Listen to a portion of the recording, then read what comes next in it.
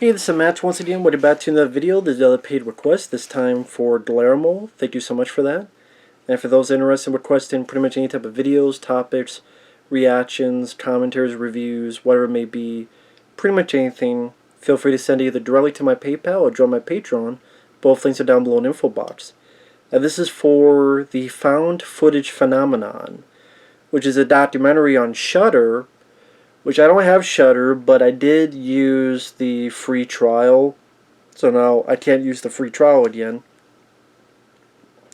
And I can't have something like Shudder because I have satellite internet, and Shudder will now work with satellite internet because with something like Shudder, it will buff every 45 seconds.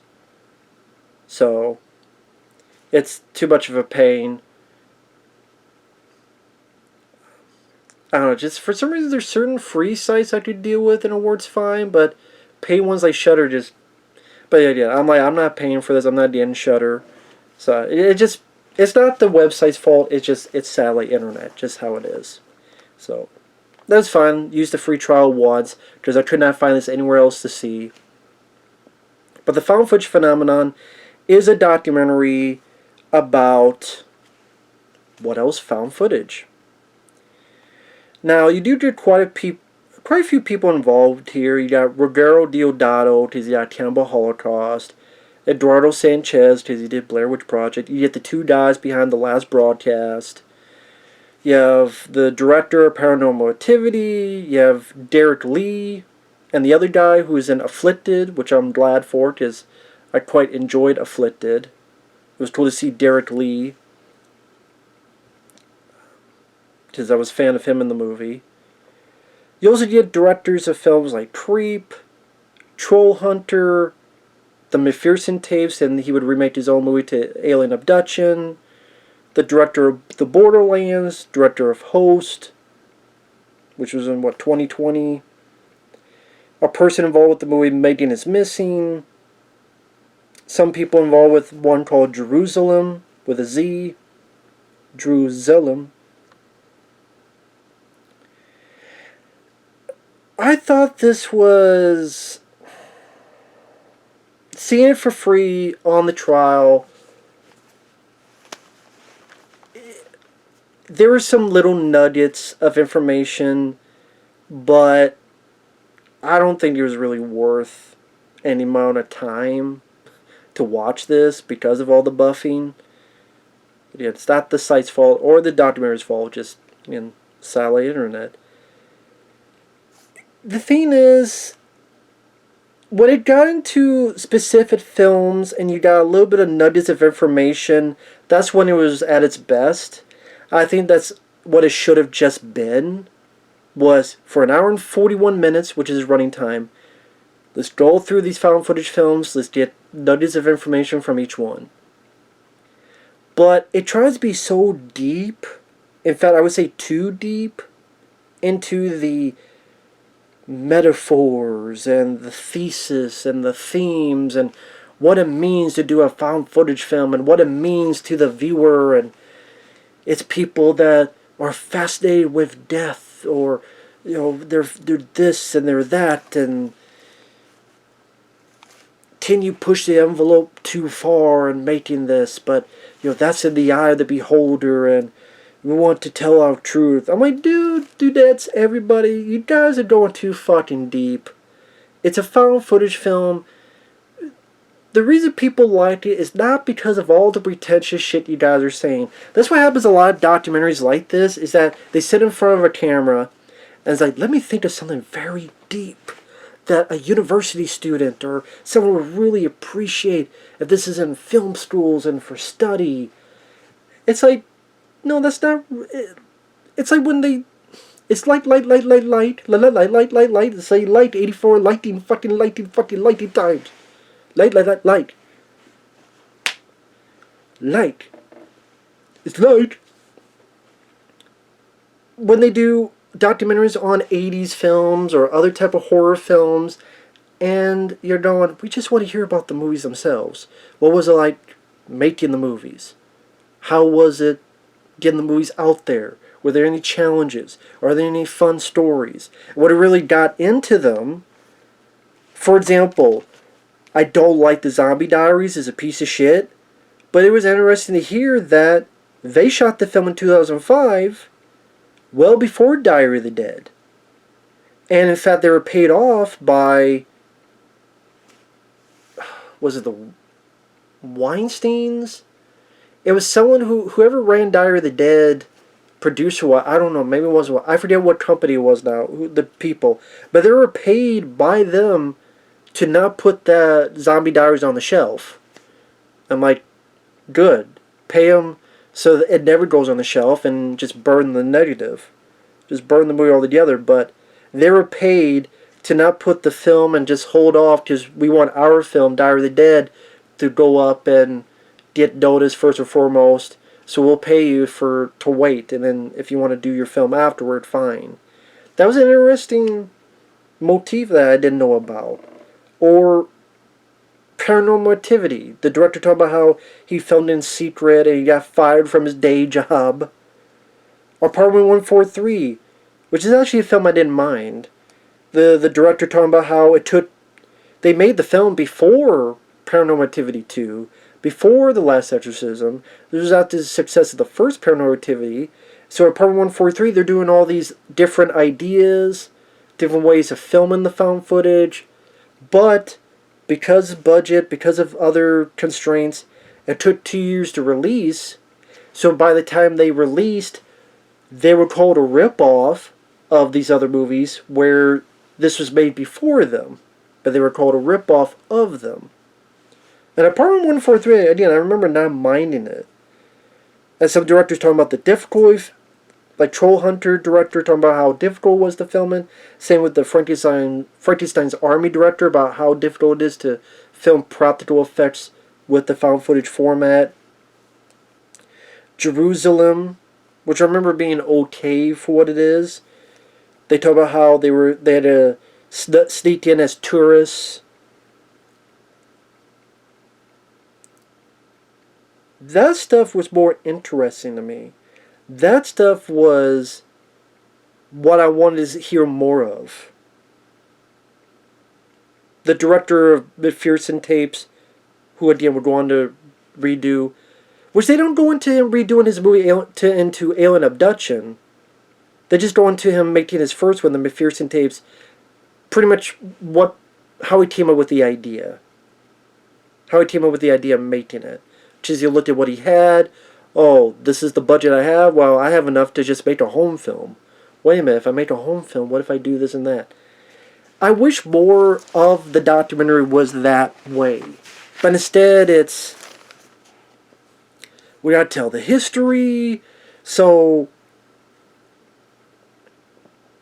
going back to the olden days and people finding stories or people reading diaries, like in Frankenstein, people read diaries, and Dracula, people reading diaries, and then the War of the Worlds, Orson Welles, where people thought it was real, and trying to make it where people think it's real, but it's not, and creating fake reality in a more realistic way, and then all the opening of Peeping Tom, and the one interesting part I found in all that was hearing about this 1967 one called David Holtzman's Diary, where it's about a guy, well, I got all these pictures of a girl, but then he's filming a girl from across the way, which is the woman he's got pictures of. That creepy aesthetic. And it goes to the Mondo Carne, which I did not want to give a rat's ass about hearing about. Same with Cannibal Holocaust. But there's just a lot of stuff missing in this. For example, like they talk about the McPherson tapes, Man Bites Dog. Where's 84 Charlie Mopic? That was a 1989 film where it was about a guy with a camera making it look as if he's part of his platoon in Vietnam and he's filming the whole thing during it.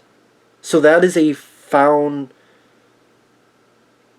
not found footage like everyone died at the end, but it's the footage being used to tell its story. 84 Charlie Mopic. That was 1989. That's a very early film. I understand it's an hour and 41 minutes. It can't get to all. There's hundreds of found footage films. Hundreds. Hundreds of them. There's no way to get to all of them. I get it. But all this backstory that just feels a bit pretentious and up its own ass. And I'm sitting there going, folks, people don't think of found footage films that deep. Found footage films is one of the most ridiculed subgenres ever. I wish they went more into that. They kind of tried to reference it, but they just talk about how much more difficult it is because there's tropes. But I think they should have gone into the idea of just how negative it's thought of as a subgenre. The hatred of people online and hatred that they really think of this as a junk trash format and formula, and maybe it's to not upset egos. I think there could have been a section detailing that, though.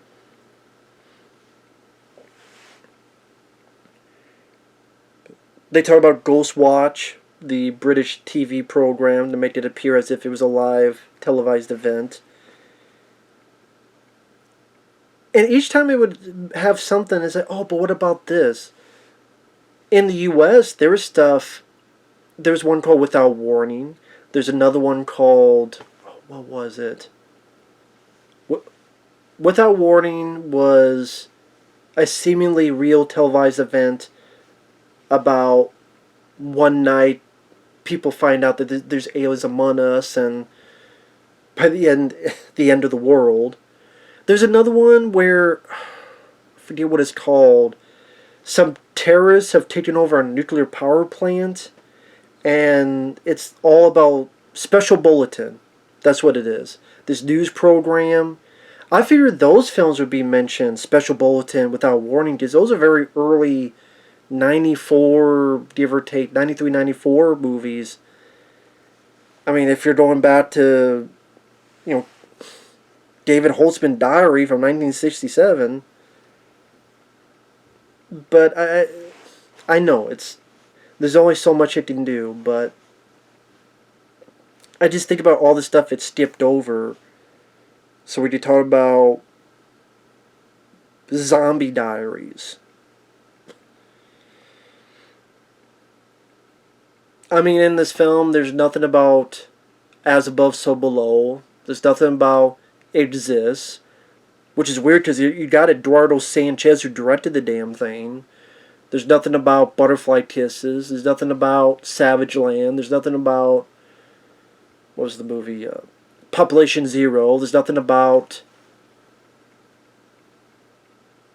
to me, some of the better ones. But, I mean, I don't care about Host, but, okay, fine, they didn't talk about it.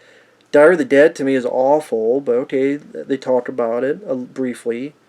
Briefly talk about the Borderlands, Megan's Missing, all that. They do talk about the Blair Witch Project. I'm surprised they didn't go more into Last Broadcast, Blair Witch being accused that it ripped off the Last Broadcast. I'm surprised they didn't get much more into detail of that. Because you have the director of the Blair Witch. Hey, what do you think about The Last Broadcast? What was that movie? And then you have the director's Last Broadcast. They mention Blair Witch, but they don't say, oh, they ripped us off or anything. I think the most he did is one of the director's Last Broadcast go, hey, you have all these ideas. People go up a hill. And there's like 100 people. 2 may come back with the same idea or similar idea. Just how it works.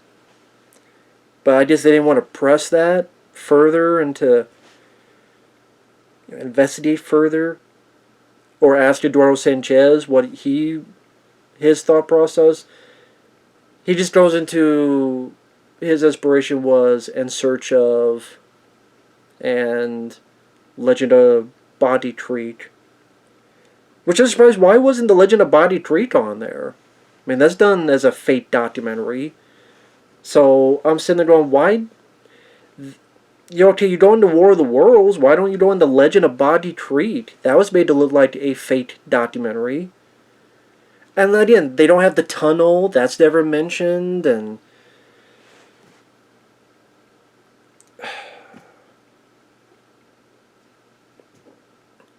they mentioned Cloverfield. And it almost seems like they want to not Cloverfield because, oh well, when you try to do a big budget looking movie with this format, it's just a stylistic choice. As if what are you? Is some of these people trying to have a holier than thou attitude? It's found footage, dude. Some people make you act as if they made John Carpenter's The Thing or something. I don't know, just almost like an air pretension of metaphors of the found footage. I'm like, no. Realistically, most people think this format sucks. And the people that do, like the reason I liked it is because it's an interesting format and it depends on each movie. You want me to talk about the tunnel? I enjoy the acting. I enjoy the atmosphere. And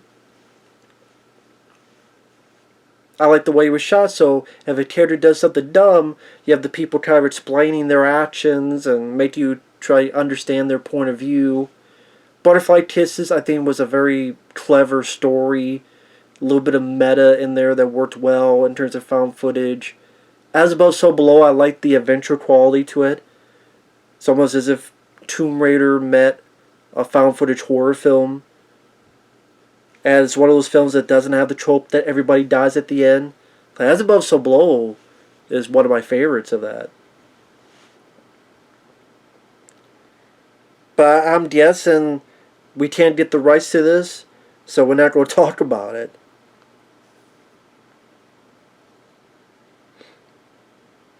Even though, okay, they talk about Wreck, but I'm surprised they don't talk about the sequels or the remake. Hey, you have the director of Wreck. How do you feel about the remake? How do you feel about the remake just repeating your movie bit for bit? How do you feel about that? That other directors did a remake of your film and people say it's almost like a Xerox copy of it. Again, maybe they don't want to make people mad. Maybe they deem it to be too controversial, but you can't tell me no one thought of asking the director of Wreck, what's your thoughts on the remake? That's the same damn movie as yours. I think, was it the director of Wreck? Now I'm trying to think if they had the director of Wreck. The film was brought up, but maybe it wasn't the director of Wreck. Maybe I'm thinking there's another or maybe it wasn't on there. Maybe I'll take that back. Maybe these shows I'm forgetting this damn thing as I'm talking about it. I mean, for the little snippets of info, you know, the guys who made Afflicted, which is to me one of the better films on this whole list of movies, how they made it and what their thought of the story was. Would gladly love to have heard more of that.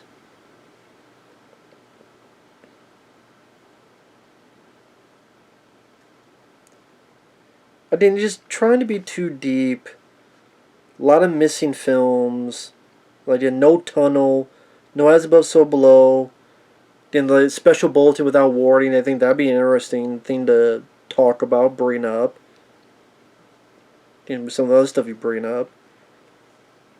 It's just weird, like, okay, here's talking about Jerusalem. Let's briefly talk about Apartment 143. Again, don't mind it, but it's like, okay, that's random choice. Maybe though, like, what made them pick and choose which films to talk about, which not? Just, they pulled out of a hat? Like, why talk about the Zombie Diaries, which is one of the fucking worst movies in that genre? Thankfully, it's brief. Thankfully, I guess just because they don't talk about Diary of the Dead because George Romero did it. But I'm surprised they didn't talk about The Bay, because that was another big director. Wasn't it, oh, who did The Bay? Wasn't it Barry Levinson who did The Bay? I think it was Barry Levinson. Surprised they didn't talk about that because that's a big director. They mentioned, what's that movie, Redacted? Which, I forget who directed that.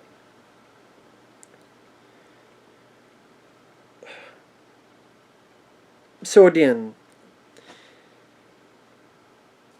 if you're a diehard found footage fan, you'll find a way to watch this.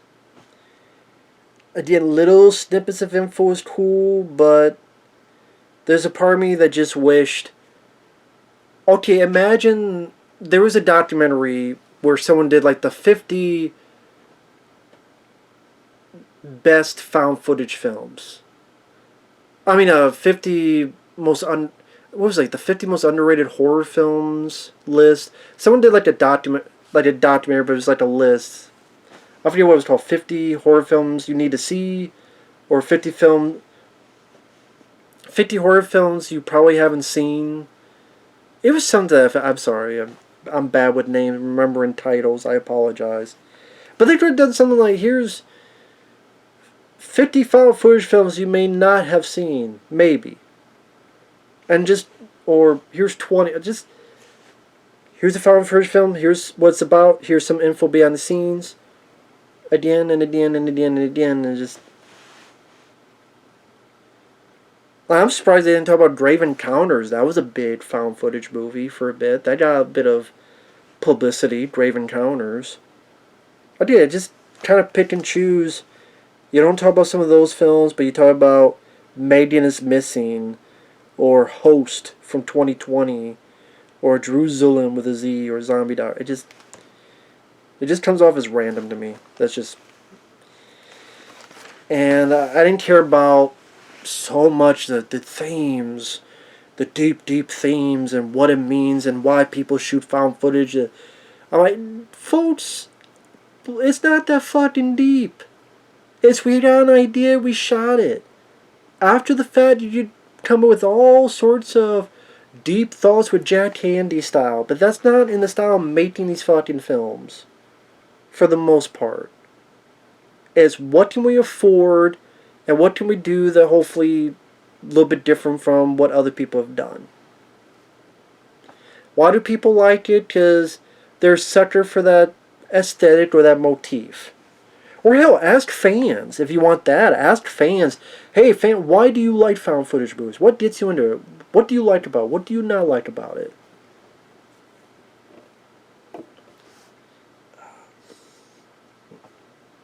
Or hell, it would have been cool to see the time put into, I don't know, a Blair Witch Project documentary instead of this found footage phenomenon.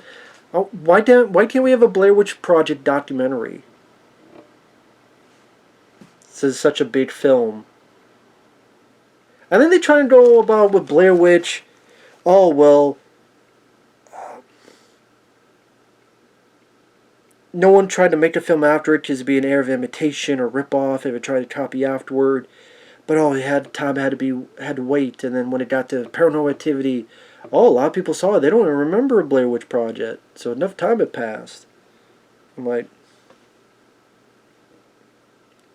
no, I think just the marketing helped sell that movie, and there was good word of mouth, to be fair.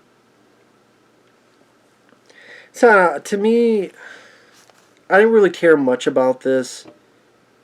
Little nuggets here and there of info that was cool, but that was mainly in like the third act. The first was a bit snore fest, trying to have this history lesson that wasn't needed, and I don't know, just